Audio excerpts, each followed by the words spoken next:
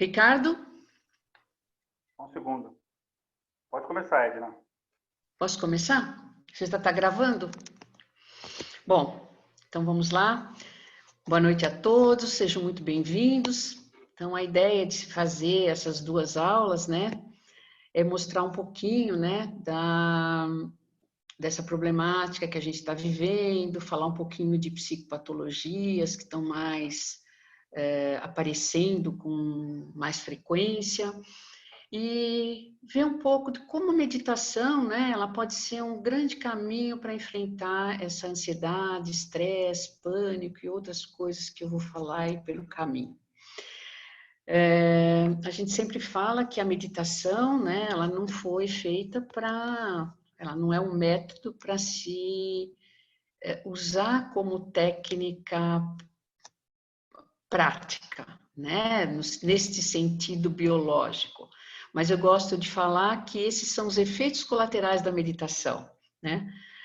A meditação é uma metodologia que vai nos religar, né? Uma busca com o divino, mas nesse meio caminho a gente tem benefícios fisiológicos muito importantes, né?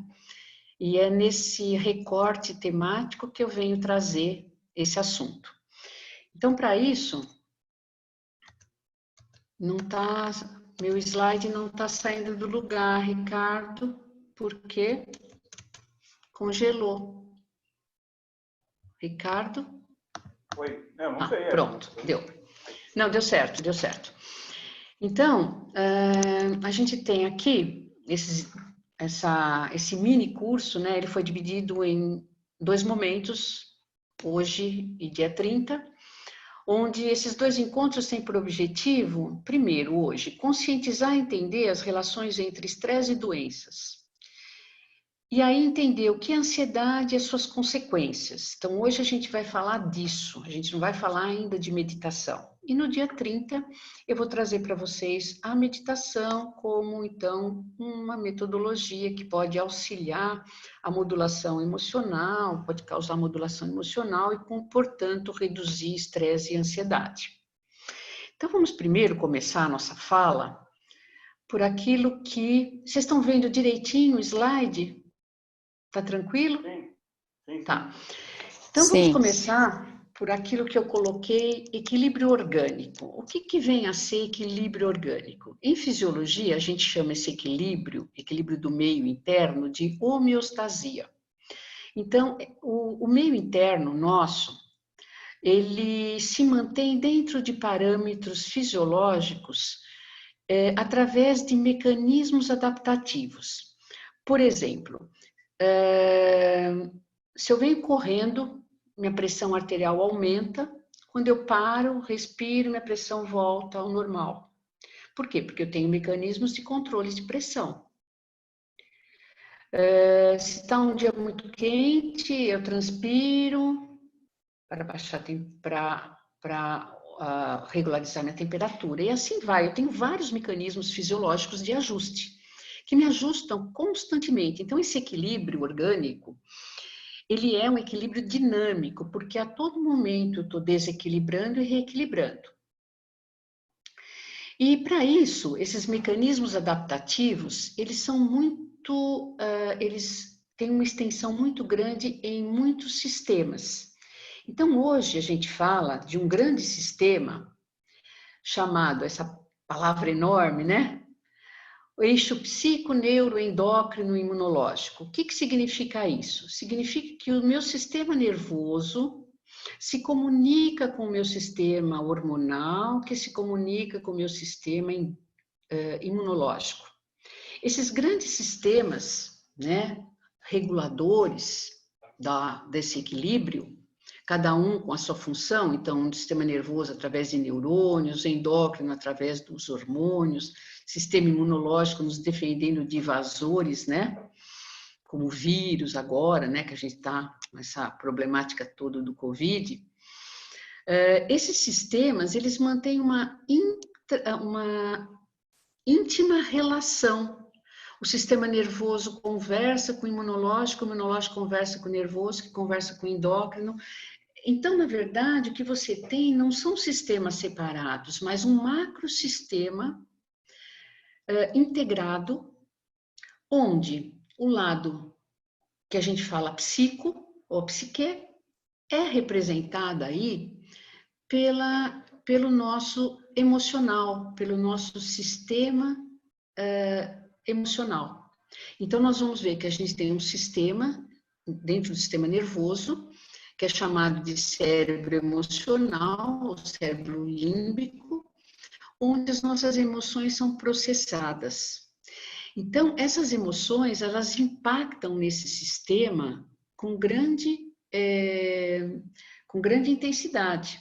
Então, se eu tenho uma harmonia emocional, se eu estou equilibrado, se eu estou tranquilo, esses sistemas tendem a ter um equilíbrio orgânico, funcional. Se as minhas emoções começam a sair do fisiológico, começa então a ter desequilíbrios físicos, desequilíbrios orgânicos. E aqui então, um esquema bem generalista da mesma coisa é o seguinte, ó, se eu tenho um estímulo estressor, imagina a gente aqui, né? Esse mundo de coisa para fazer, isso está impactando no meu sistema, no meu cérebro emocional, e esse meu cérebro emocional, através de uma região do sistema nervoso chamada hipotálamo, ele vai fazer a conexão com o sistema endócrino, com o sistema imunológico, com o sistema simpático de luta-fuga. Esse sistema, vocês estão vendo que tem setas duplas, né, de ida e volta. Então, na verdade, tudo isso forma um grande macrosistema, ok? Vocês podem, se tiver dúvida, podem me interromper, tá? Não tem problema nenhum. Então, o que vem a ser doença dentro desse contexto? A doença seria o rompimento desses mecanismos fisiológicos. Por exemplo, o exemplo que eu dei da pressão arterial. Se hoje, vamos supor, eu sou uma pessoa que fico com muito medo, eu sou uma pessoa muito preocupada e sou também uma pessoa muito raivosa, tá? Qualquer coisa eu fico com raiva. Então, esse sistema, ele começa a minar, porque as minhas emoções, elas estão muito conturbadas, né? Muito, com qualquer coisa eu desequilibro o meu estado emocional. Então, o que acontece?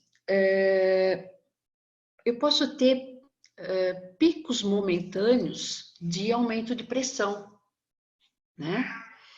Esses picos momentâneos desse aumento de pressão, eles podem ser passageiros. Então, enquanto eu tiver os mecanismos funcionais de ajuste de pressão, é como um elástico que eu estico, ele volta. Eu estico mais um pouco, ele volta. Mas tem uma hora que eu estico de uma vez, ele pode romper. Então, quando a estimulação é de tal sorte que eu não consigo retornar a esse equilíbrio dinâmico, eu posso romper de uma forma mais ostensiva, e aí é o que eu chamo de doença. Tá? Então, isso vale para qualquer doença, doenças do ponto de vista mais físico, mesmo doenças mentais, né? Porque esse sistema nervoso também é um órgão como outro qualquer. Bom, então aqui a gente vai falar um pouquinho do estresse, primeiro, antes de falar das patologias, a gente vai falar um pouquinho do estresse e essas implicações na saúde, né?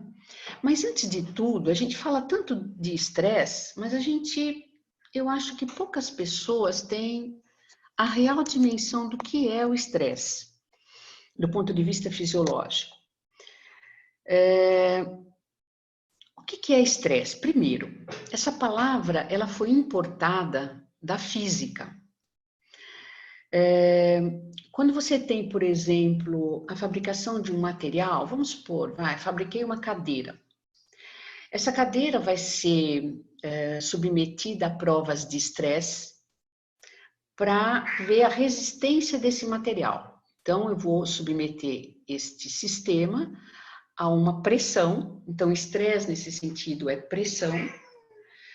E essa pressão vai, então, exercer nesse objeto, a ponto dele, se a pressão for muito excessiva, esse objeto se rompe. Então, se a gente transportar este conceito agora para o biológico, é a mesma coisa. Eu tenho múltiplos estímulos o tempo inteiro. O tempo inteiro eu estou com uma tendência a desequilibrar e reequilibrar.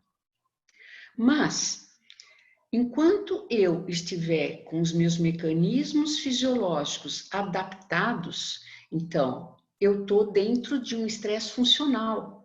Então, o estresse quer dizer adaptação orgânica e psíquica às modificações ambientais.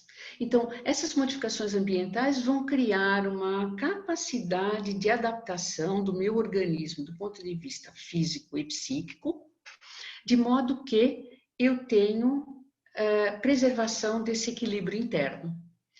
Então, nesse contexto, eu vou dizer que o estresse, existe um mundo, que a gente pode dizer, externo, que é esse meio nosso, socioeconômico, cultural, que toda hora, né, que nem agora, né, a gente está diante de uma crise, né, mundial, e que tem repercussões não só biológicas, mas também que vai impactar no financeiro, com certeza. Então, toda essa preocupação, tudo isso está impactando no nosso corpo. Então, são estímulos externos. E tem o meu mundo interno, que são meus pensamentos, meus sentimentos, minhas emoções, a capacidade de imaginação, o como eu lido com este mundo externo. A grande diferença é, e por isso que eu acho que essas ferramentas que a gente vai discutir são úteis.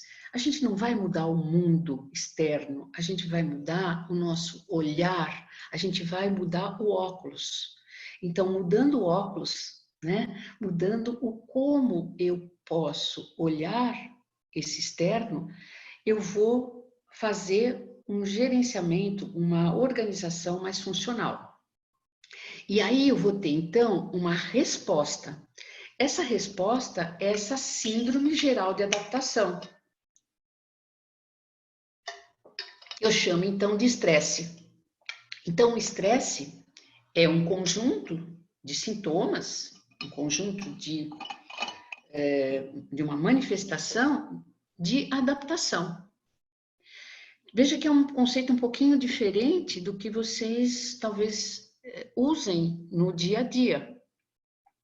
Porque a gente sempre fala do estresse disfuncional, e eu estou trazendo aqui uma palavra ou um conceito que é, primeiro, de uma funcionalidade.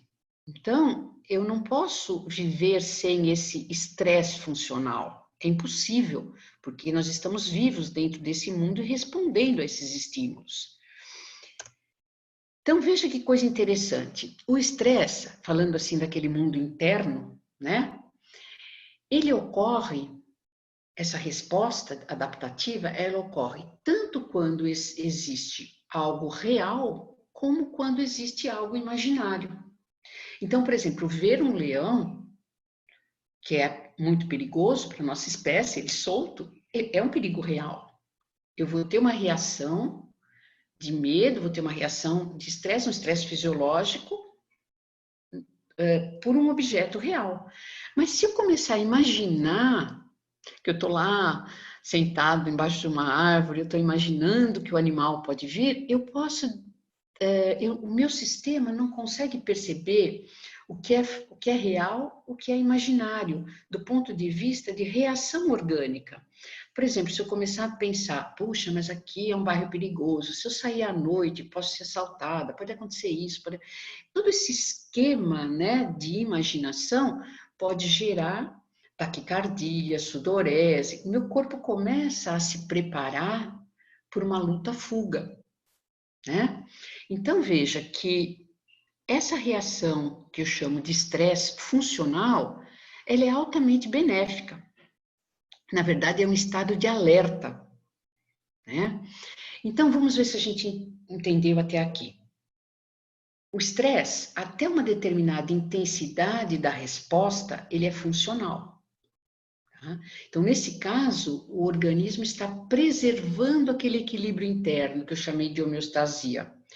Portanto, essa situação é de um estresse chamado estresse funcional. Tá? Agora, se os estímulos estressores permanecerem a um ponto de romper a homeostasia, de romper o equilíbrio, aí nós estamos falando de um estresse disfuncional. E é aqui que aparece a possibilidade e a vulnerabilidade a doenças. Veja que é a mesma analogia que eu fiz da cadeira. Enquanto eu fizer uma pressão para aquela cadeira que ela suporta, ok, está dentro de uma funcionalidade. Mas se eu puser uma pressão suficientemente forte, ela pode estourar. Né? Eu rompi a barreira do fisiológico, e quando eu rompo essa barreira do fisiológico, eu posso romper momentaneamente e ainda ter a capacidade de voltar, ou eu posso romper de uma forma mais ostensiva, gerando, às vezes, uma patologia que não tem volta. Por exemplo, hipertensão. Ou então uma patologia que se expressa como patologia mesmo, como um transtorno de ansiedade. Tá? Então, vamos lá. Até aqui tudo bem? Podemos seguir? Sim? Bom, ninguém manifestou, acho que tudo bem, né? Então, vamos lá. Tá bom, então. Mas qualquer coisa, manda aí no chat que o Ricardo me interrompe. Então, dentro desta visão do estresse funcional, quando eu estou nesse estado de equilíbrio, eu tenho vitalidade, eu tenho ânimo, eu tenho criatividade, eu tenho vigor físico, eu tenho, assim, perspectivas positivas, eu tenho um pensamento, sim, sabe, sempre o meu córtex pré-frontal, ele está muito limpo para criar, para fazer prospecção. Então, eu tenho uma lucidez mental, eu vou ter entusiasmo, mas uma coisa muito importante dentro desta aula é mostrar para vocês que eu tenho resistência a doenças. Quando eu estou dentro desse estado, eu tenho resistência à doença. O que significa isto? Significa que o meu sistema está em harmonia. E o meu sistema, por exemplo, imunológico, pensando agora no Covid-19, se eu levar o meu organismo para este estado mais orgânico, funcional, eu vou estar mais protegida. Porque mesmo que eu entre em contato com agentes agressores, eu posso ter uma capacidade de defesa maior. Então, daí a importância, nesse momento, da gente deixar o nosso organismo o mais harmonizado possível. E aí que vocês vão ver que vai entrar a meditação, a respiração diafragmática, tudo que a gente vai falar semana que vem. Por enquanto, eu estou só contextualizando, ok? Bom, nós temos uma gata chatinha aqui que está me mandando, está miando no meu ouvido, não sei se vocês estão ouvindo. Daqui a pouco nós vamos ficar estressados com o miado dela. Mas vamos em frente. Bom, vamos lá. Estresse disfuncional. O que vem, então, a ser esse estresse disfuncional? É quando esses estímulos são de uma tal ordem que desequilibram, desorganizam o meu sistema. E aí, então, eu vou ter o quê? Baixa criatividade, dificuldade de comunicação, eu posso ter fadiga, normalmente eu tenho, dores no corpo, irritabilidade, falta de concentração. Se falta concentração, eu aprendo, tenho dificuldade no aprendizado, tenho dificuldade na memorização, tenho baixa criatividade, enxergo o mundo muito cinza, com muito pessimismo. E aí tem esse ponto que eu coloquei em vermelho, que é a vulnerabilidade a doenças. Que a vulnerabilidade a doenças, então, eu vou dar ênfase à ansiedade e à depressão. tá? Ansiedade, depressão e pânico. Eu vou falar um pouquinho só de depressão e ansiedade, tá? Vou dar mais ênfase em ansiedade e pânico. Bom, vamos lá, vamos em frente. Eu coloquei essa figura aqui para discutir um pouquinho com vocês da nossa condição de sociedade, né, hoje, né? Ou pelo menos antes do Covid-19, né? Nós estamos diante de uma sociedade chamada sociedade líquida pelo Bauman, né? Uma sociedade onde esses fatores estressores estão super presentes. Uma sociedade onde a gente tem uma grande aceleração, ou pelo menos estava numa grande aceleração, e essa aceleração estava levando a gente num estado de não se sentir, de não dar um tempo para o sentimento. A gente estava realmente num nível de aceleração tão grande que a gente estava vendo muito essa manifestação de algumas psicopatologias, como, por exemplo, a depressão, mascarada pela aceleração. Na verdade, a pessoa estava num grau de depressão, mas a aceleração era tão grande que estava meio que mascarando isso. E muitas psicopatologias aparecendo, né? Uma sociedade que estava se perdendo na própria aceleração. E isso, se vocês forem ver, como estava desorganizado o nosso sistema, né? Aparecimento de muitas doenças psíquicas, muito pânico, ansiedade, própria depressão, câncer, né? Várias doenças que nós estamos assim convivendo com esse meio. Então você veja, é um meio que estava favorecendo muito ao desequilíbrio, né? É lógico que a gente não vai levar a presença dessa pandemia como, ai, nossa, que bom que aconteceu isso, né? Não, não é, é horrível, nós estamos num sofrimento horrível, né? Nós estamos num momento de grande sofrimento. Mas a gente pode, talvez, olhar por um outro prisma também de uma grande oportunidade de ressignificar essa nossa sociedade, esse nosso momento, essa nossa vida conturbada que a gente estava levando. E que estava levando a gente realmente para uma desorganização psíquica, uma desorganização orgânica, com um montante bastante sério, né? Então, nesse sentido, vamos discutir só 3 causas, tá? Porque quando eu falo causas psicogênicas do estresse, tem uma imensidão de causas, né?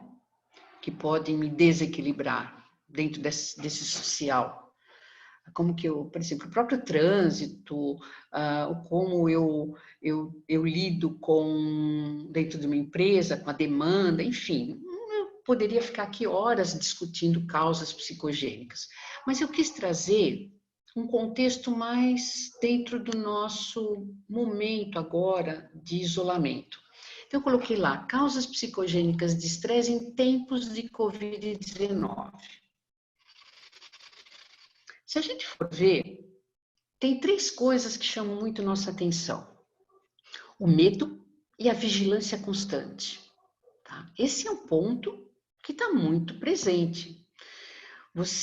Quando você vê as pessoas relatando as emoções, a emoção que aparece mais, assim, com maior intensidade, é o medo e a preocupação. Preocupação de ser contaminado, medo de ser contaminado e morrer, medo de contaminar o outro, medo de perder pessoas queridas. Então, tudo isso pode levar até um determinado, veja, a resposta emocional do medo, ela é altamente funcional, o medo, dentro de parâmetros fisiológicos. Porque se eu não tiver medo, eu nem vou me proteger. E aí eu vou ter uma grande possibilidade de contaminação e uma grande possibilidade de morrer, né? De complicar a minha vida.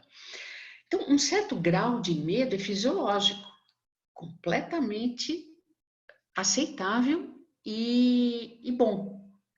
O problema é quando isso leva a uma vigilância constante, a um medo desproporcional que me paralisa de tal sorte que eu não consigo pensar em mais nada a não ser nesse problema que nós estamos vivenciando. Eu posso desequilibrar. E aí eu posso desarmonizar o meu sistema. E essa desarmonização pode chegar a nível físico, né? Outra coisa, o isolamento social. Essa é outra coisa importante também. Nós somos seres afetivos e sociais. Esse isolamento que nós estamos passando é um fator de estresse. Mas também depende muito de como você lida com esse isolamento. Veja que, lembra quando eu falei lá no começo? Eu não vou mudar o mundo, mas eu posso mudar os óculos com que eu enxergo esse mundo.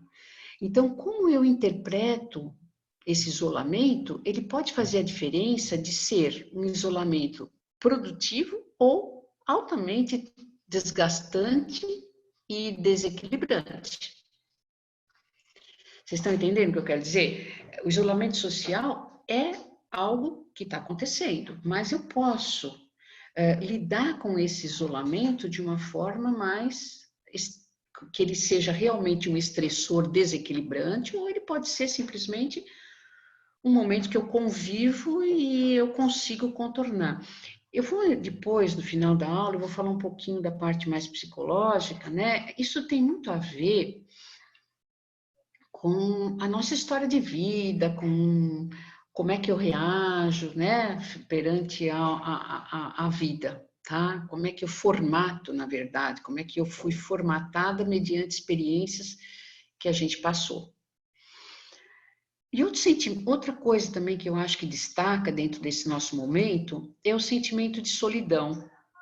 O que é o sentimento de solidão? O sentimento de solidão é, na minha interpretação, um autoabandono, é um abandono do si. Porque eu posso estar só e não me sentir sozinha. Posso ter solitude, ficar só, mas lidar bem com esse aspecto.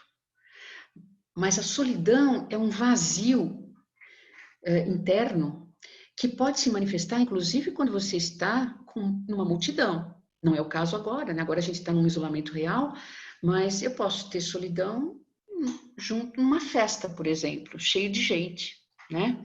Então, essas três causas podem ser causas bastante importantes que pode, dependendo de como eu lido com esses fatores, me deixar equilibrado ou realmente ser um fator de estresse disfuncional, tá? Bom, como é que eu posso identificar o estresse? Eu acho que esse é um ponto importante, porque é um ponto que você pode começar a perceber, a se auto-perceber, né? Essa coisa da gente perceber o corpo, perceber a nossa respiração, perceber como é que está o teu estado, o que que você está sentindo. Isso é muito importante.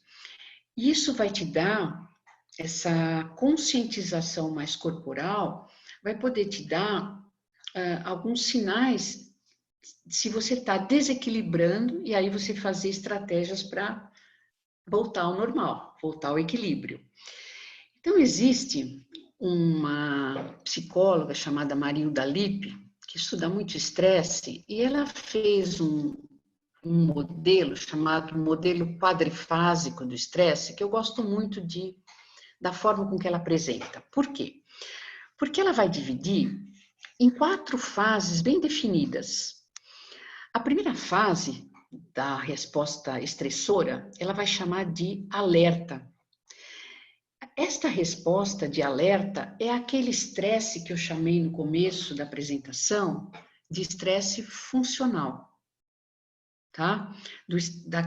Daquele momento que eu estou com uma ativação do sistema nervoso simpático, numa reação luta-fuga, mas numa reação funcional. Por exemplo, ter preparado essa aula. Para mim, eu tenho assim bastante familiaridade com o ensino, mas para mim foi um certo estresse mexer com uma plataforma que eu não estou acostumada. Isso exigiu de mim deu uma certa ansiedade.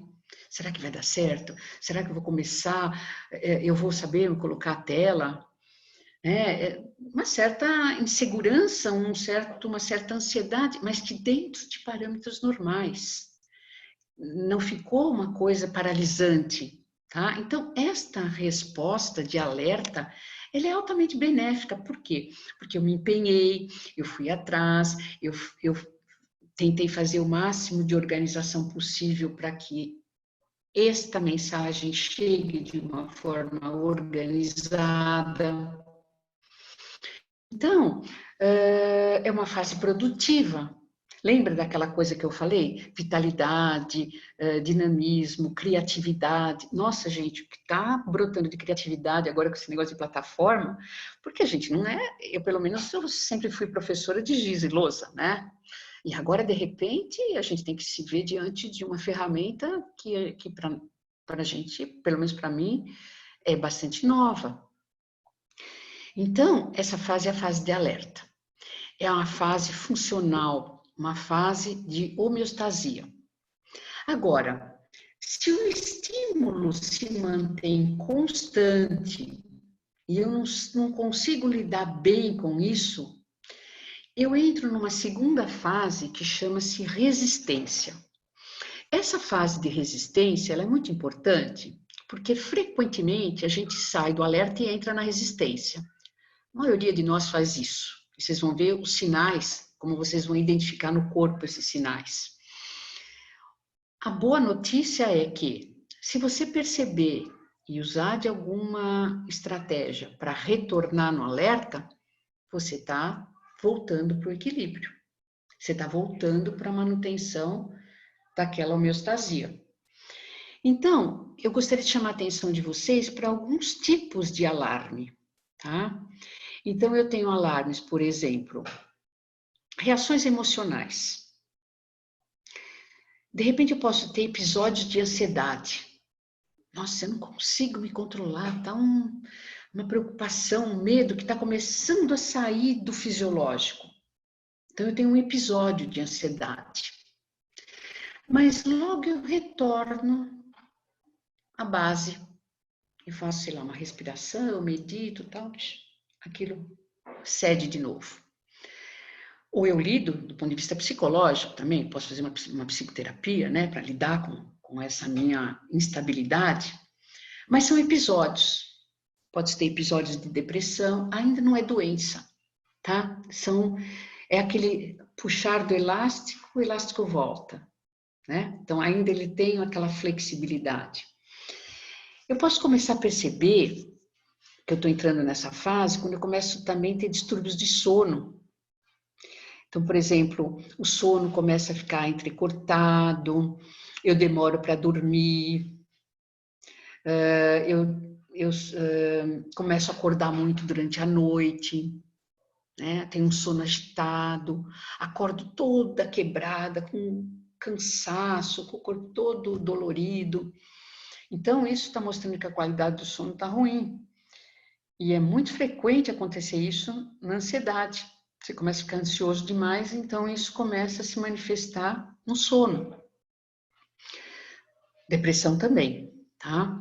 Diminuição da libido. Na verdade, aqui libido está muito mais como desejo sexual, né? Então começa a não querer namorar, começa a ficar meio apagado, cansa com facilidade, começa a entrar em fadiga. É aquele cansaço que não é muito proporcional ao que você trabalhou, sabe? Aquela coisa que você parece que você não fez tanto, mas que você se sente profundamente cansado. Então, isso já pode ser um alarme. Episódios de choro, você tem vontade de chorar por qualquer coisa. Vamos em frente. Outro grupo de alarmes bastante importante são as mudanças comportamentais. Então, por exemplo, de repente eu fico hiperativa, começo a correr de um lado para o outro, correr de um lado para o outro, fazer isso, muito agitada. Começo a ter descoordenação motora, tá? Então, começo a derrubar as coisas, quebrar coisa dentro de casa. Uma coisa muito sutil e muito importante são as mudanças de hábitos alimentares. De repente eu começo a comer doce demais, chocolate demais. Tá? Então isso já está indo por um desequilíbrio, né? Eu posso me ocupar o dia inteiro sem terminar tarefa. Sabe aquela tarefa que você começa e não termina? Aquela agenda que tem 50 milhões de coisas e você só tem 2 horas? Então você começa faz um pouquinho daqui, não termina, faz um pouquinho do outro, não termina, faz outro pouquinho. Aquilo vira uma confusão que daqui a pouco você tá numa ansiedade enorme e não consegue gerenciar nada e tem uma sensação de dia perdido, sensação de não fiz nada. Estou super cansada, mas não fiz nada. Não fiz mesmo, né? Porque não concluiu nada. Só se cansou. Um outro tipo de alarme, bem legal também, são os distúrbios de concentração e raciocínio. Então, por exemplo, você começa a perceber que a tua produtividade começa a cair, você começa a piorar na produtividade. Isso pode acontecer até no esporte, tá? No esporte você tem, por exemplo, estresse no esporte, chama-se overtraining.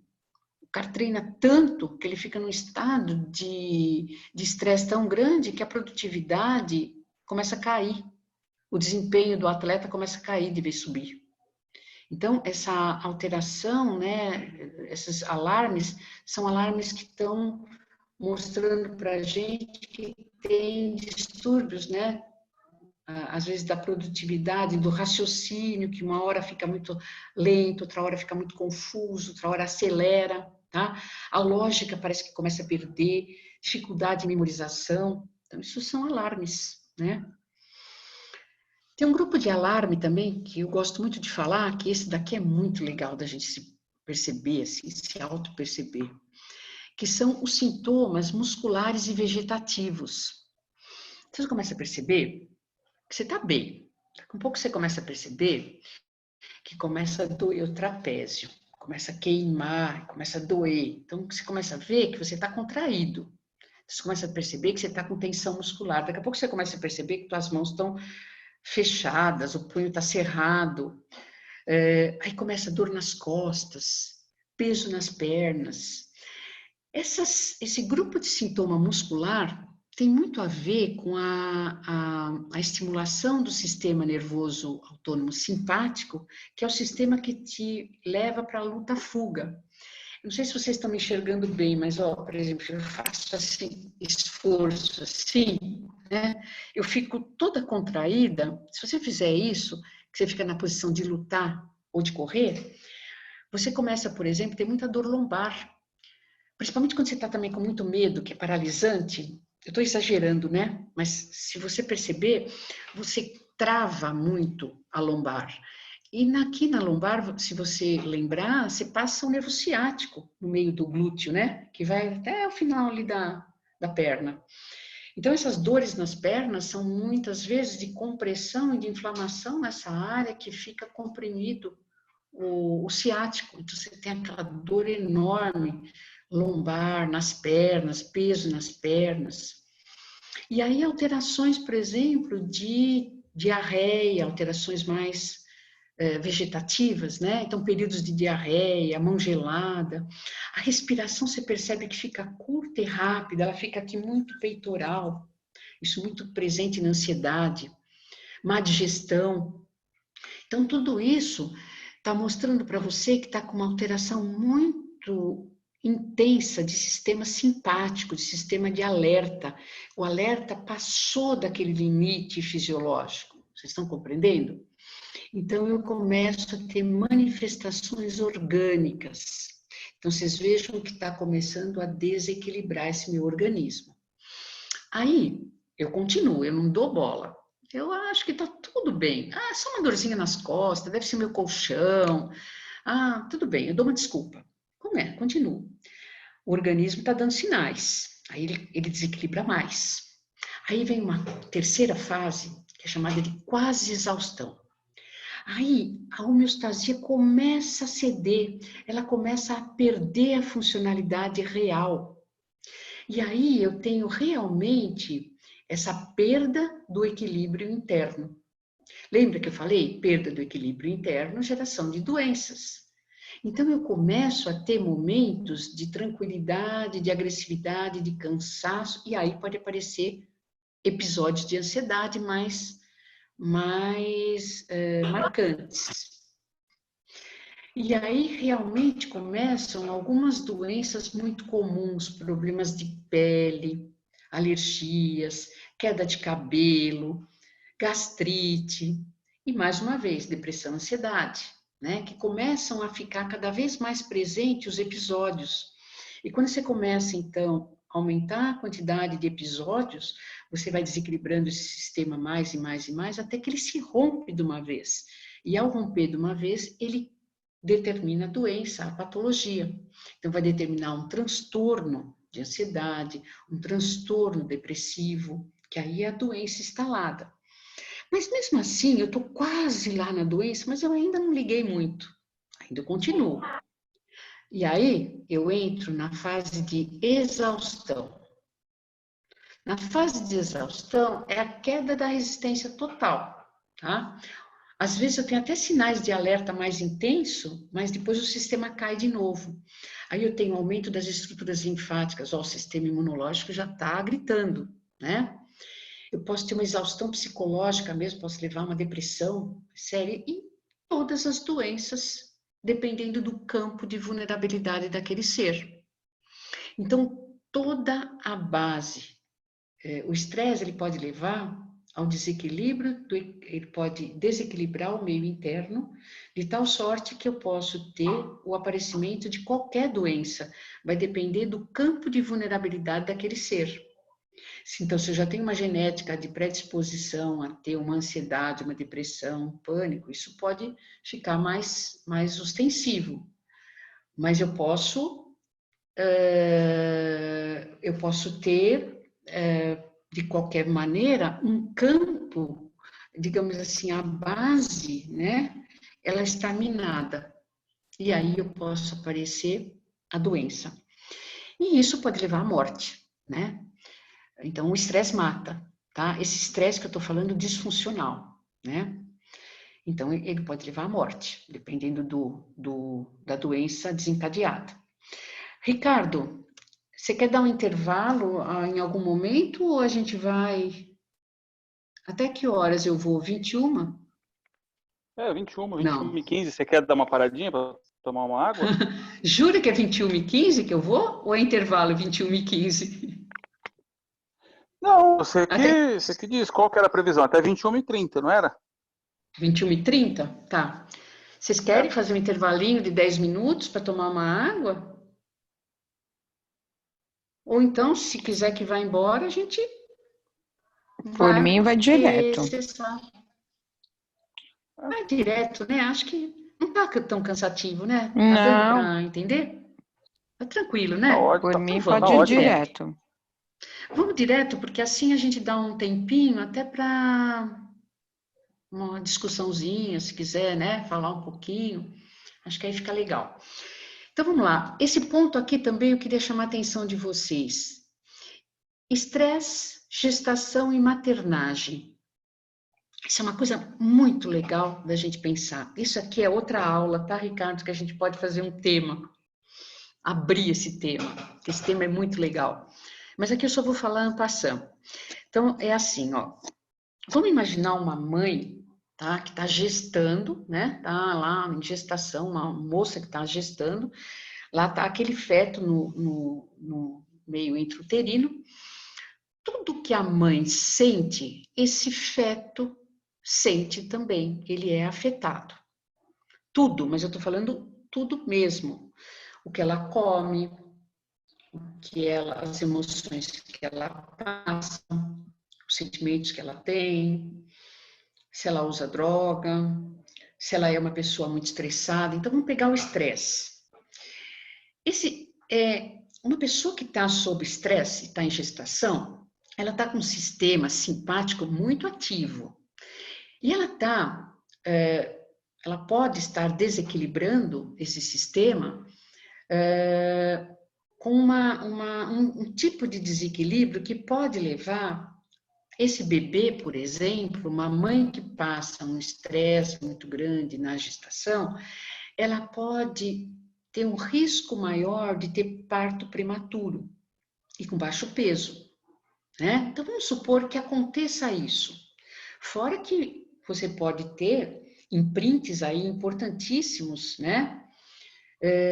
Que a gente fala que a expressão genética, que é estudada pela epigenética hoje, né? Tá imprintando esse ser que está em formação.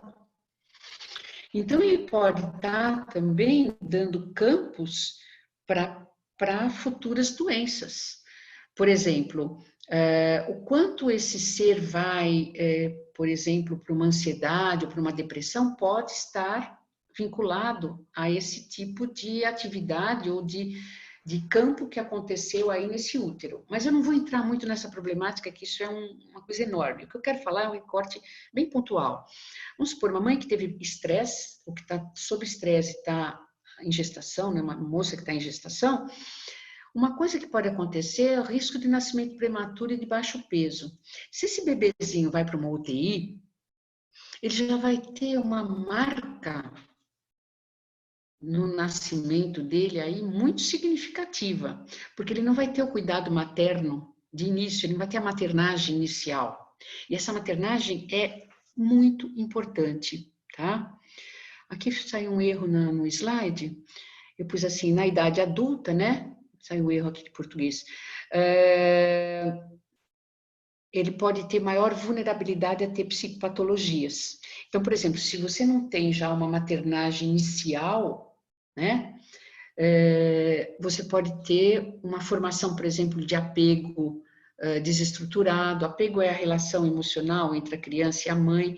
Então, essa primeira relação, né, objetal aí, primária, com essa mãe, ela fica já comprometida. E aí, isso vai impactar esse ser, né, futuro. Então, é muito importante essa mãe cuidar, né, de não entrar nessa coisa do estresse. Existe um experimento com animais, que eu gosto sempre de falar, e esse experimento vai um pouco pela epigenética, o quanto, por exemplo, cuidados maternos pode levar a uma vulnerabilidade a ter psicopatologias ou ter o próprio estresse ou a própria manifestação de estresse na prole, né? Então, tem uma experiência clássica onde eles fizeram o seguinte, os pesquisadores observaram que tinham ratas que, quando davam à luz, elas lambiam muito filhotinho, os ratinhos, né, a ninhada.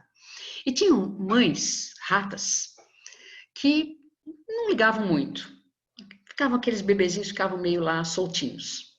Então, eles perguntaram, os pesquisadores, nossa, mas será que o comportamento desses bichinhos, quando adultos, será que eles vão ser diferentes frente a provas de estresse? Se a gente jogar, por exemplo, tem umas provas de estresse terríveis, né, que faz com esses bichinhos. Então, joga ele, por exemplo, na água, ele tem que nadar, uma série de coisas, né? Então, aí eles pegaram, então vamos estudar isso. Pegaram os filhotes de mães lambedoras, né? E o filhote das mães mais descuidadas, e foram acompanhando esses filhotinhos.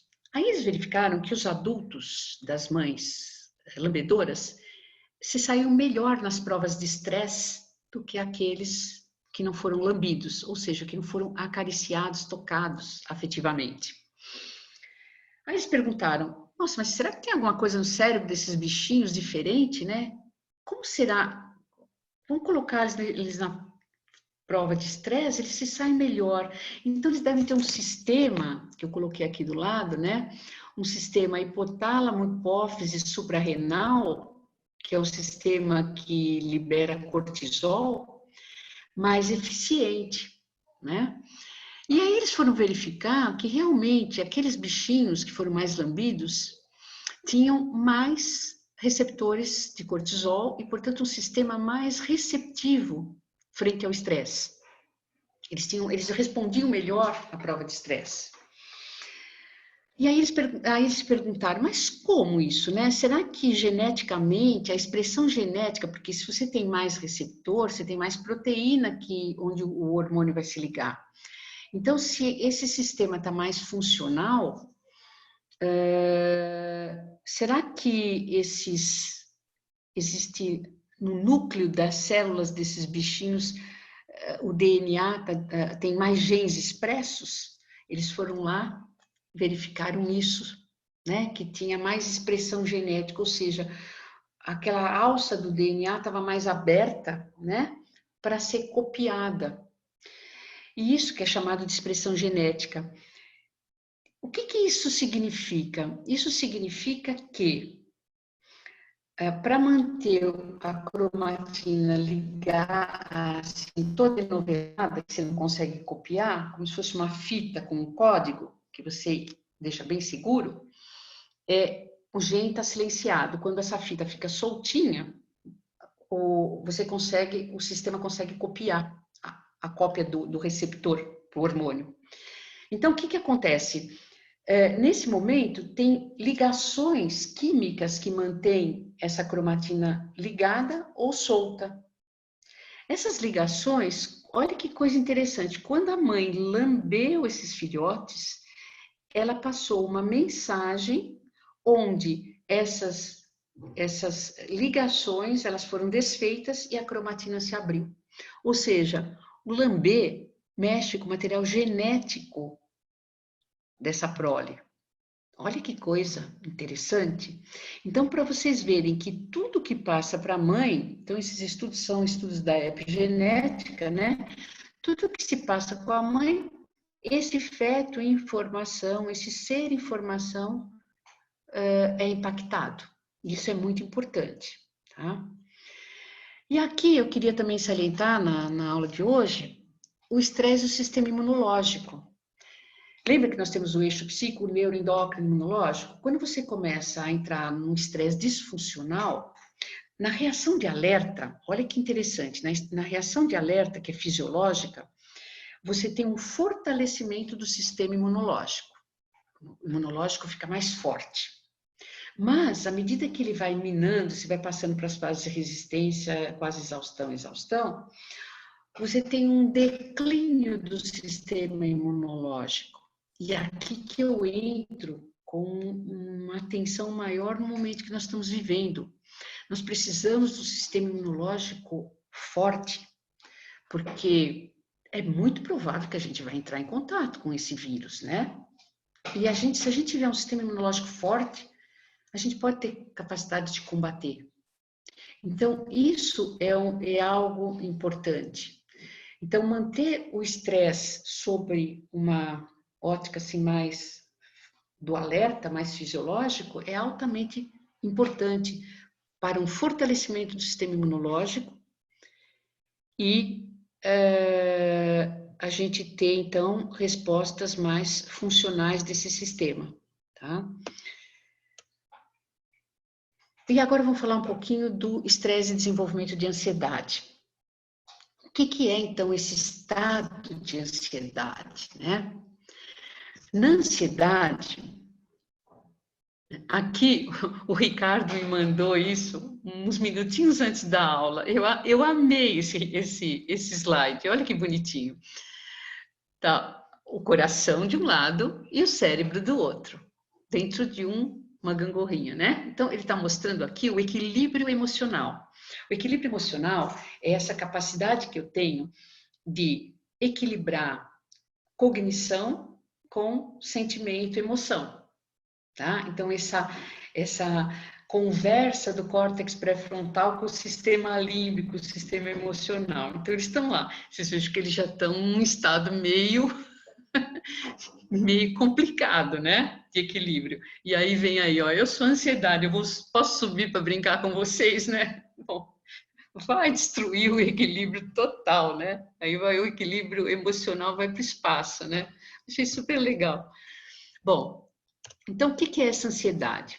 Ansiedade, eu tenho vários sintomas que vocês identificam com muita facilidade, porque todo mundo já passou por episódios, né? E nós estamos diante de um momento que isto está muito entrando no patológico. A ansiedade, ela se caracteriza por medo e preocupação. Olha, eu coloquei ali em vermelho, né? Então, a ansiedade chamada generalizada é o medo e preocupação constantes, praticamente de tudo, né? E acompanhado com esses sintomas de medo e preocupação, eu tenho a irritabilidade, tá? Os distúrbios de sono, os lapsos de memória, distúrbios na alimentação. Vocês vejam como as coisas estão casadas? Porque eu estou indo para o estresse, do estresse eu estou estimulando simpático, e eu posso culminar num episódio de ansiedade que pode minar um pouco mais, chegar no transtorno. E aí eu tenho tudo aquilo que a gente falou, ó, lapso de memória, tensão muscular, fadiga, irritabilidade. Então, isso está presente na ansiedade. No pânico, o pânico é uma coisa um pouco mais complicada. Eu posso ter um transtorno de ansiedade e ir para um pânico, mas eles normalmente são patologias separadas, tá? Pânico é pânico, ansiedade é ansiedade. Mas eu posso ter uma migração, né, de ansiedade para pânico. Então, o que é o pânico? O pânico é algo mais sério do que a ansiedade, quer dizer, mais doloroso, digamos, do que a ansiedade, porque é um medo de morrer, tá? Dentro da linha que eu sigo, né, da análise Reichiana, que eu estou me formando, estou sempre estudando, isso é o medo de morrer, ele é sempre muito intrauterino, né? São sinais ali que aconteceram de marcas que aconteceu com esse feto já dentro do útero. Que aí é o real medo de morrer, né? O medo de perder, porque nesse momento se o feto, se acontecer alguma coisa com a mãe, o feto morre, né? De verdade. Então, esse pânico é uma patologia também dentro do sistema de ansiedade, que pode ser também favorecido por um sistema de estresse, né? O estresse pode favorecer o aparecimento desse pânico. E então eu posso ter então esse medo de morrer, um medo de enlouquecer, seguido de sensações orgânicas muito severas, uma sensação de sufocação, falta de ar, sufocação, taquicardia, tremor, dor no peito, náuseas, dores abdominais. A sensação é de um infarto do miocárdio. Tanto é que quando não se falava muito de pânico, né, nos pronto-socorros se atendia muita gente com sintomas de pânico e que iam procurar o pronto-socorro porque achavam que estavam infartando. Tem uma semelhança muito grande, né, dos sintomas físicos, né? Então, isso pode também estar presente. E hoje, dentro desse nosso isolamento, a gente está vendo muito sintoma de ansiedade, sintoma de pânico aparecendo. O estresse está por baixo de tudo isso, né? Tá muito presente. Bom, eu vou falar esse último slide e eu vou abrir um espaço para a gente conversar um pouquinho, para dúvidas, né? Porque eu acho que é sempre legal a gente terminar uns 15 minutos antes, para a gente também dar um tempo para vocês falarem um pouquinho, né? Ver se ficou dúvida. Bom, psicopatologia e história de vida, né? Veja bem, lembra que eu falei no comecinho que eu tenho fatores socioculturais, econômicos, externos, né? E fatores internos. Pois bem, esses fatores internos dependem muito da história de vida da gente, né? O quanto todos nós sofremos marcas, né? Em todas as fases da nossa vida, desde a vida intrauterina. A gente não tem um mundo ideal aqui, né? Às vezes, uma mãe, ela passa um estresse na gravidez e depois foi só aquele período. E depois ela se recupera e a criança vem e ela vive um outro momento. Às vezes ela tem um estresse lá na frente, ou às vezes uma trajetória de vida que acontece, aquela pessoa impactou num determinado momento importante de passagem ali, de desenvolvimento. Então, nós temos marcas, né? O que eu estou percebendo muito nesse nosso isolamento é que essa história de vida, quando nós estamos assim no momento onde a gente está em confronto com a gente mesmo, porque esse isolamento está possibilitando isso, né? Para aqueles que estão mais atentos, né? Tem uns que estão ficando mais, digamos, tá tão difícil, porque começam a aparecer coisas lá da vida dele, né? Que ele não quer lidar. Às vezes ele foge foge mais ainda, né? Então tem uma população que está fazendo isso, né? Indo mais para televisão, sei lá, vendo mais novela, vendo mais filme, não quero pensar, né? Mas esse momento, ele pode ser um momento de que a gente está reescrevendo coisas que aconteceu lá atrás, né? Por isso que ele pode ser um momento onde a gente pode desequilibrar ou a gente pode equilibrar, né? Ou reescrever essa história. E aqui eu acho que fica uma coisa muito importante, é esse momento, né, o momento de fazer psicoterapia, se não der conta sozinho, e de usar estratégias, né, de monitorização emocional, de apaziguamento emocional. E aqui que entra, então, vai entrar a nossa segunda parte da aula, lá na semana que vem, onde eu vou falar técnicas respiratórias, eu vou falar da meditação, da fisiologia, a neurofisiologia um pouco da meditação, e a importância da gente usar dessas técnicas, né, como técnicas importantíssimas, como eu falei no início, elas não foram feitas para isso, né, elas não foram feitas para gerenciamento de emoção, ou apaziguamento das emoções, mas ela traz isso como um subproduto, né? E um subproduto maravilhoso, né? Um efeito colateral assim que eu acho super bem-vindo, né? Então, eu acho que o que eu queria falar para vocês assim na apresentação de hoje era isso, tá? Eu vou abrir então uns minutinhos aí para a gente conversar um pouquinho, ver se ficou dúvida, responder algumas coisas. Não sei se vocês mandaram coisas no chat. Agora eu ponho um stop share, né? E volto na tela cheia, né, Ricardo? Isso, nós já estamos de olho em você. Já está em olho em mim. Pera, deixa eu ver como é que eu vejo vocês. Eu quero ver todo mundo. Gallery. Ah, que bonitinho. Olha aí, nossa, que bom. Sala cheia, que bacana. Muito bom. E aí, pessoal? Gostaram? Acharam que foi produtivo? Dúvidas? Como é que foi? Meu amigo Orfeu, querido, como é que foi, Orfeu? Parabéns, belíssima aula, como sempre, né? Mas foi proveitoso? Demais, demais. Agora, já que você me provocou, eu fui o primeiro a falar, eu queria só fazer um comentáriozinho, porque eu gosto muito de certas analogias e metáforas, e, e essas coisas que a gente empresta da física dos materiais, resiliência, né, resistência física Isso. e tudo mais, né? A gente tem importado isso. E uma coisa que eu tenho visto, que eu queria te perguntar,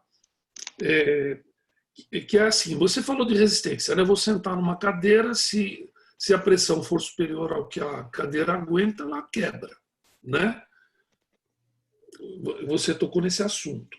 Então, e depois você falou do elástico também, né? Então, dependendo da nossa condição e do esforço que a gente está submetido, você pode voltar à sua situação normal passado o esforço, né? Essa é uma condição. A outra Isso. condição, quando o esforço é muito maior do que a minha resistência, eu vou me romper. Isso. Mas existe uma coisa que eu tenho observado muito, que é aquela fadiga produzida por pequenos esforços, porém repetitivos, né? Então, que é o estresse causado não por um grande evento, né? Mas porque ele vai se repetindo, vai se repetindo, vai se repetindo e vai nos enfraquecendo, né? Isso é bem lembrado. Uhum. Porque às vezes não é a intensidade, mas a constância. E agora, por exemplo, a gente pode estar vivendo isso porque a gente está numa circunstância em que a gente está repetindo certos comportamentos que antes não eram comuns, né? E uma outra, porque daí eu já paro de falar, que eu queria te comentar, quando você falou da relação mamãe-bebê, foi inevitável lembrar da Melanie Klein e da angústia de aniquilamento, né? Então, se o bebê ele se sente desprotegido ou num estresse de aniquilamento, ele vai lá na frente poder desenvolver crises psicóticas e coisas que o valham nesse sentido, né? Então, era isso que eu queria te provocar. Então, o Orfeu é um amigo querido, psicanalista também, né? Então, Melanie Klein, para quem não conhece, é uma psicanalista, né? Pós-Freud, né? Movimento pós-freudiano. Mas vários estudos também foram feitos por um pesquisador que alguns de vocês conhecem, quem é da psicologia, o Bowlby, né? O Bowlby que estudou cuidados maternos e saúde mental, né? Então, lembra que eu falei das ratinhas, a maternagem, né? Então, uma mãe, por exemplo, imagina uma mãe estressada, né? Uma mãe que está muito estressada, ela não vai olhar esse bebê, né? Ela não vai enxergar esse bebê. E esse nosso olhar no momento da amamentação, o carinho que você faz, o tocar, o toque, né? Tudo isso, além do equilíbrio físico, né? Que a gente pode promover com uma boa alimentação e cuidados materiais, tem o cuidado psicológico, o desenvolvimento desse ser psicológico, né? Então, isso é uma coisa muito importante. Uma mãe estressada, ela não vai ter uma maternagem também adequada, né? Uma mãe deprimida pode ter um abandono aí, e aí fazer um traço, né? Muito importante no desenvolvimento de psicopatologias posteriores. Então, o estresse, eu acho que é uma coisa muito séria, né? Que a gente mais sério do que a gente imagina, porque a gente não dá não presta tanta atenção, né? Acha que é normal. Essa sociedade é louca mesmo. Não, eu acho que nós estamos vendo o quanto a gente estava entrando, né, numa loucura, né, numa sociedade realmente completamente desestruturada, completamente vazia, né? Vazia de valor, vazia de tudo, né? E eu acho que aí, eu acho que esse sofrimento que nós estamos passando, ele está sendo muito dura, né? O movimento, mas eu acho que também é uma grande oportunidade, né? Para a gente reescrever, né? O que a gente quer dessa sociedade e o quanto a gente, eu acho, está valorizando esse estar junto, né? Como a gente, pelo menos eu fico pensando, né? Puxa, que perda às vezes de oportunidade que a gente teve de viver mais, né? Intensamente com determinadas pessoas, né? Porque aí você está sempre ocupado, sempre correndo, sempre fazendo coisas, né? Não que isso seja ruim, mas não do jeito que a gente vinha fazendo, né? Então, acho que é meio isso. O que mais, gente? Pati? E aí, Pati? Alguma coisa? A Pati acho que já foi embora. Tá aí, Pati? Acho que a gente Quem que está falando? A Paty está Pode estar aqui. Ela, peraí. Falou que ela tá Eu tô brincando com ela, eu mexo com ela toda hora. Quem que quer? O Delise? O Delise ia falar alguma coisa? Edna, eu acho que a Fale. gente pode conversar com o pessoal de repetir essa aula, porque além dela ter sido excelente, eu acho que teve alguns probleminhas no Zoom. Eu tive problema para entrar, a Paty, tem uma pessoa aqui no Face pedindo para entrar e não está conseguindo. Então, é tão proveitosa essa aula e tão eficaz para esse momento que nós estamos vivendo aí com essa pandemia, com esse isolamento, que a gente podia ver de repetir essa aula antes da segunda, entendeu? Eu mesmo consegui pegar depois de 15 minutos que eu consegui entrar, então acho que vale a pena repetir. Por que isso, Aldelize? O sistema estava difícil?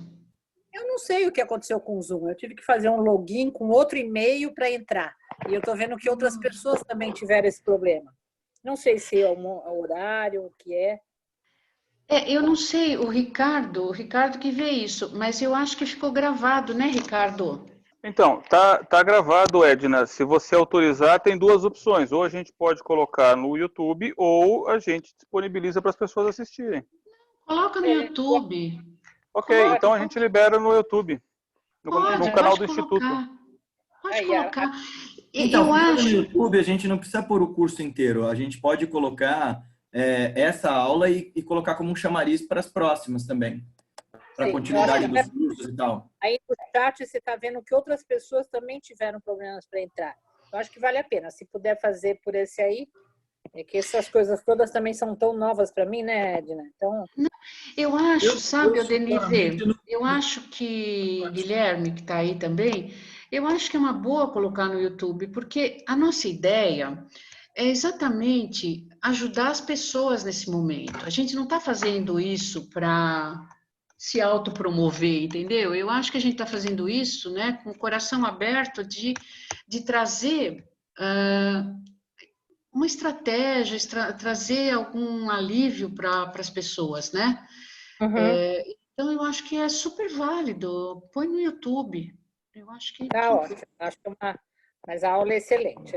Acho que bem... obrigada. Eu acho que ficou assim, bem dentro do que eu queria passar. Eu acho que atingiu o objetivo. Acho que não ficou nem com uma linguagem superficial, mas ficou com uma linguagem fácil, né? Porque eu quero que não só especialistas, porque eu estou vendo que tem muita gente aí, né, da psicologia, ex-alunos meus, mas também tem muita gente que é leigo e não precisa. A ideia não é ser um especialista, eu não quero trazer altas fisiologias nesse momento, entendeu? Aliás, eu acho que esse conhecimento, ele tem que ser palatável, ele tem que ser aquilo que a gente aprende, né, Guilherme? Conhecimento que não põe em prática não serve para nada. Não é, Gui? É ensinamento de um professor nosso, né? Ensinamento que não transforma teu caráter. O nosso professor fala isso, né? Então, eu acho que esse professor é o que a gente segue mesmo e é isso mesmo. Eu acho que nós estamos num momento que esses conhecimentos, o quanto mais você compartilhar, mais eu acho que vai ser importante, entendeu? Nesse momento. Chega de ficar... chega de eu, meu, né, Guilherme? Chega. Nós passamos para o mundo agora. Não tem mais valor isso. Posso dar uma parte? Claro. Assim, Quem que está falando, Leila? É a Leila. Fala, querida. Oi, querida. Eu estava conversando ontem com 3 amigas e a gente estava falando sobre isso, né? Bom, a partir de agora o mundo vai mudar, a cabeça das pessoas vai mudar, a gente vai pensar diferente. Essa quarentena fez todo mundo botar a cabeça para funcionar. O quanto isso, o que precisa para as pessoas mudarem, né? O quanto isso foi importante. A gente está aqui, eu acho assim, nós temos um modus operandi comum, né? Todos nós que estamos aqui procurando uma coisa. O que precisa para outras pessoas pensarem como nós, né? Porque assim, eu penso, eu acho, nossa, eu mudei muito, acho que é legal, vocês também, todo mundo que está aqui procurando. E o resto? O quanto mudou? Mudou alguma coisa? Tem que estar preparado para isso ou não? Você tem que ter aquele insight e falar: ah, não, nossa, foi ótimo. Ou vai, não vai dar valsa. E como é que funciona isso, entendeu? O que precisa para as pessoas mudarem? Ou o quanto é importante essa pandemia para as pessoas mudarem? Não sei se eu me fiz entender. Quer falar, Gui? O Gui que fala bem disso, né? Posso? Eu Assim, passo a palavra para o Gui, porque eu gosto muito quando ele coloca isso. bom, em primeiro lugar, a gente tem que ter um cuidado muito sincero e muito perene com essa coisa de como é que eu posso fazer o outro pensar como eu. A partir daí já tem um problema fundamental, porque eu já estou partindo do pressuposto que o meu pensamento é o correto. Isso mesmo. Dessa pretensão, horrores nascem. Que quando um sistema se supõe melhor do que os outros, ele é o germe dos totalitarismos que a gente viu ao longo da história. É muito perigoso isso. Swami Vivekananda, grande professor de meditação, fala para nós assim: o ser humano que pensa em mudar o mundo é megalomaníaco. O ser humano que pensa em mudar e muda de fato a si mesmo, este muda todo o seu ambiente ao redor. Não dá e não é possível que a gente espere mudar o outro. Aldelise sempre falava disso, em psicoterapia, os terapeutas sérios falam: ninguém muda ninguém. No fim das contas, ou a pessoa é capaz de se transformar, ou ela continua patinando e sendo escrava de si mesma durante um longo tempo. Supor que o vírus vai ser a tábula de salvação, que vai fazer toda a humanidade despertar, é esperar de uma causa externa um despertar que tem que ser fundamentalmente interno. Não existe causa externa que vai fazer em nós as transformações e emancipações necessárias para que a gente se torne, vamos falar assim, mas soa meio coach, a melhor versão de nós mesmos. Não no sentido de autossuperação, torne-se a versão 2.0, mas como é que você se aprimora para si? Como é que você é capaz de ser para você e, portanto, para o mundo, alguém cujos valores, alguém cuja a participação no mundo, a presença nos espaços, seja mais qualificada e positiva, né? Não nos cabe muito essa coisa de como é que eu faço o outro enxergar. Não dá. O que nós fazemos é tentar enxergar e compassivamente compartilhar, gentilmente, os nossos pontos de vista, na mesma medida em que a gente aceita que o outro compartilhe os dele conosco e a gente cresça junto.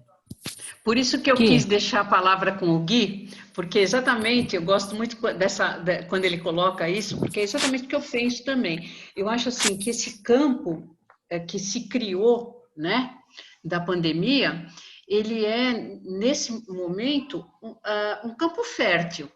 Mas a gente não sabe também, a gente não sabe nem da gente, né? Como é que a gente vai querer mudar o outro, né? Mas é uma grande oportunidade, eu acho que da gente repensar, mas daí você querer mudar o mundo, né? É muito megalomaníaco, não dá, né? Não tem como. Então eu gosto muito dessa fala do Guilherme, porque eu acho que é o que os mestres falam, né? Os mestres yogis, todos esses yogis aí que a gente estuda, né? Eu acho que é bem por aí, né? E vai muito dentro do que a Revolução de Si está propondo, né?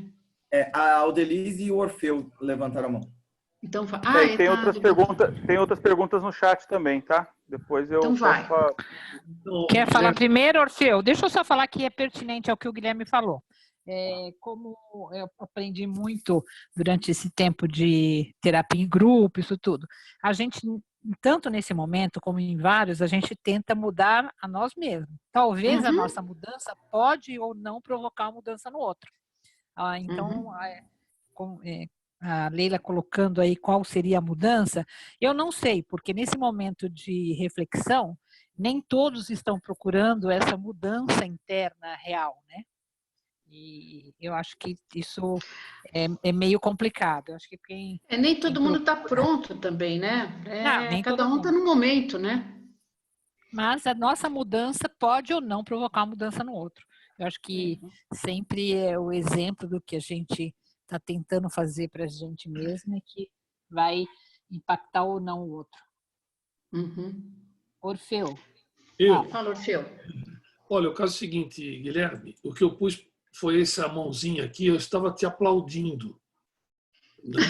Eu nem pensei em falar nada, mas eu não gosto de perder as oportunidades. Então, eu concordo plenamente com você e, inclusive, como terapeuta, eu jamais prometo transformações profundas, né? Que a pessoa não reconheça a sua própria demanda em mudar. Agora, também considero que existem estruturas que não se modificam, né? E costumo brincar com os meus alunos quando digo assim, olha, quer ver uma coisa muito simples, é pedir para um palmeirense virar corintiano e ele não vai aceitar essa hipótese jamais, né? Então, não é verdade? Vice-versa também. Vice-versa também, e outros mais. Mas aí também tem uma metáfora muito interessante que quando você pensa num sistema que é uma criança empinando pipa, parece que esse sistema é um pouco paradoxal. Ele tem que ter uma ponta presa e uma ponta solta, né? Ou seja, a ponta presa são seus valores, seus princípios, aquilo que ele não abre mão. Porque se ele soltar essa ponta, ele perde a pipa, né? E a ponta solta, ela é para voar mesmo. Se ele prender a ponta solta, ele não brinca, né?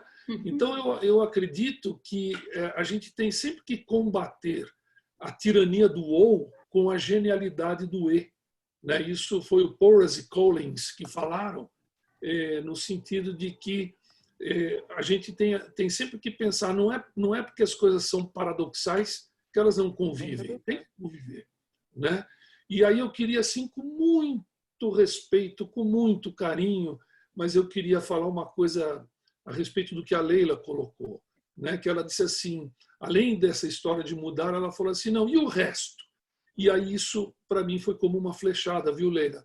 É assim, se a gente utilizar essa palavra para designar os demais, então a gente já não está contribuindo para a mudança que a gente gostaria de ver no mundo, né? Assim, com todo respeito, apenas para a gente ganhar nesse momento, tá? Obrigado, Orfeu. Obrigado. Como sempre, Orfeu. Adoro também a sua fala. Muito Imagina, bom. obrigado. Posso só Ô, colocar uma Leila, coisa? ô, Leila não, Edna. Eu fiquei bastante entusiasmado com o que ele comentou sobre a pipa. E isso dá pano para manga para a gente discutir uma série de outras coisas, e a gente vai discutir isso no Instituto quando a gente for falar sobre ética. Mas essa é a base fundamental para o entendimento sobre o que é ética e o que é moral. Porque moral só existe, só funciona e só é suficiente quando ela é sua moral particular e quando você não tenta doutrinar ninguém com ela. São os valores pelos quais você se guia na sua vida. Só que ela tem que ser uma moral flexível. Porque a moral, por definição, ela é rígida. A moral é costume, moral é hábito social. E a moral, portanto, tem prazo de validade. A ética é essa flexibilidade da ponta da pipa. A ética é esse muito maduro e necessário e urgente valor da autocrítica e do autoquestionamento. Eu tenho certeza que esse é o caminho, mas será? Eu tenho certeza que o meu jeito de pensar é o certo, mas será? Eu tenho certeza que essas normas, que durante 100 anos funcionaram para a nossa sociedade, são as melhores que existem. Sim, mas foram 100 anos para trás, né? Será que elas continuam? O melhor exemplo para a gente entender isso, esse fundamental exercício que faz a gente, inclusive, se aliviar do peso desnecessário de algumas das faces do estresse, né? Porque uma das coisas que nos causa essa agitação, essa tribulação hoje em dia, não sei se você concorda, Edna, é essa nossa obsessão com o controle. Essa nossa falsa ideia de que a gente controla o incontrolável. Claro. E muito disso vem dessa doutrinação moral de a gente achar que o mundo é explicável e contido na nossa caixinha de explicações. Ele é muito mais vasto do que a nossa capacidade de compreender ordinária e imediatamente. Portanto, esse processo de ir se questionando, dói, demora e dá trabalho, mas é fundamental para a gente manter serenidade e sobriedade e lucidez. É um dos pilares, né, o Guilherme, é a entrega, né? O que a gente está trabalhando tanto, disciplina e entrega, a disciplina e entrega. Por quê? Porque nessa nossa busca pelo controle desenfreado, é exatamente, e esse vírus, eu acho que ele veio, assim, não é que ele veio para isso, né? Mas ele coloca na nossa frente, escancarado, isso que a gente não tem controle nenhum. A gente tudo bem, a gente está se mantendo, mas a gente não tem controle nenhum. Você não sabe o que vai acontecer daqui um pouquinho. Pode ser que essa seja a minha última aula. Eu não sei. Eu não sei. É uma coisa muito estranha conviver com porque a gente tinha, na verdade, um falso controle, né? A gente nunca controlou nada, mas a gente tinha um falso controle que a gente tinha perspectivas, tinha metas e tinha um monte de coisa. E agora, será que amanhã eu vou acordar? E o interessante, né, Edna, porque esse é um dos primeiros momentos plenamente democráticos da história do mundo moderno. Porque não existe ninguém que escapou disso. Não. Veja só, nós temos aqui 22, um pouco mais, porque tem gente assistindo junto, então tem umas 27 pessoas nessa sala. E 100% delas tiveram todos os planos desse ano completamente alterados. Todos. A minha agenda é tão engraçada, né? Porque se você olha a agenda, ela está todinha cancelada, né? Ela está todinha cancelada. E esse ano foi o ano que foi um paradoxo mesmo, porque eu comprei a agenda no começo e realmente eu fiz uma agenda até dezembro. Uma agenda extremamente estreita, que conversando com um me chamava para um lado, falava, não, então, não sei o quê. Foi tudo por água abaixo, tudo. Rasga, joga fora. Então é uma grande lição, né? É uma grande lição tudo isso. Ô Edna, tem Oi? duas perguntas aqui no chat. Fala, Ricardo, pode falar. Ó, a primeira, queria saber um pouco mais a diferença entre pânico e o que falou em relação aos sintomas físicos, que parece coisa do coração, etc. Fiquei curiosa. Não, o pânico, quem que perguntou? Débora. Débora. Então, o pânico é uma patologia, né?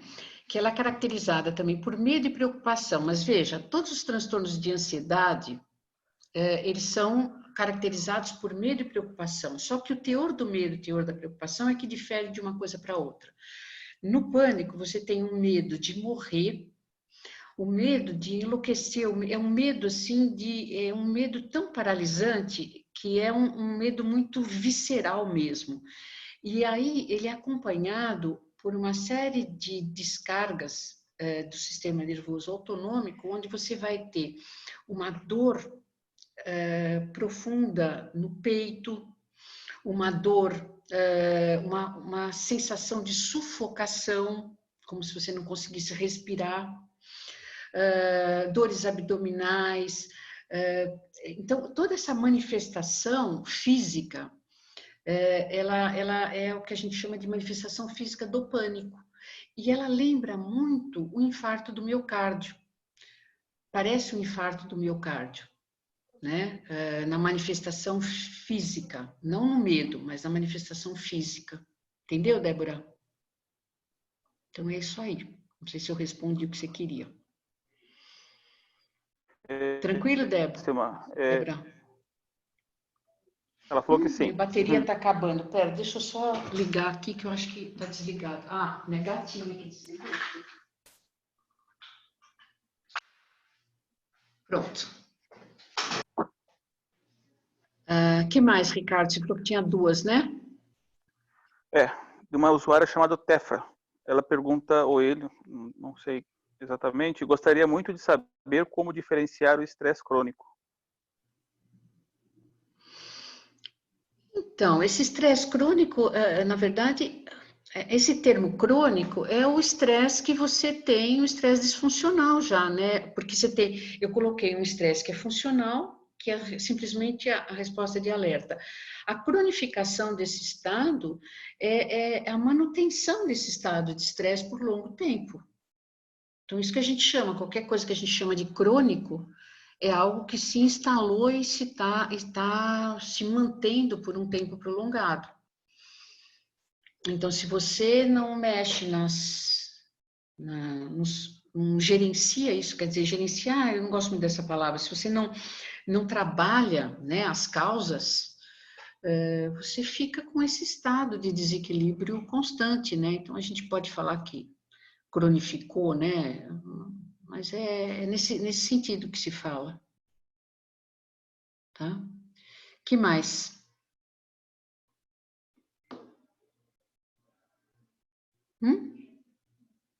Mais pessoas, Ricardo? Não, Edna, eram essas as perguntas. Eu vou me despedir, viu, Edna? Me despedir de vocês. E ok. muito obrigado, viu? A aula foi maravilhosa. E na Obrigado semana você. estamos aí de novo. Ai, né? que bom, que bom. Muito obrigado pela tua presença. É sempre muito gratificante estar com você. Tchau, tchau, Orfeu. Tchau, tchau. Até. Tchau. E aí, pessoal? Mais alguma coisa? Foi excelente, tia Edna. Todo mundo está ansioso para ela pela próxima. Tá bom. Tá ansiosos pela próxima. A próxima a gente precisa, eu quero você também junto aqui, porque, né, para falar de meditação e tal, eu acho que dá para fazer um bem bolado, bem bacana. Tá bom? E é isso aí, então, podemos encerrar? Sim. Ok. É assim? Tá ótimo, Gui.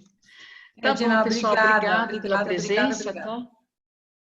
Obrigada, Leila, pela presença, a Ângela, todo mundo aí, tá? Boa Por noite. ter prestigiado Obrigada, aí. viu? Excelente. Obrigada. Obrigado vocês. Obrigado, querida. Tchau, Babi. Tchau. Beijo. Saudades. Boa noite. Boa noite, Adê. Tá? Tchau, gente. Até a próxima semana.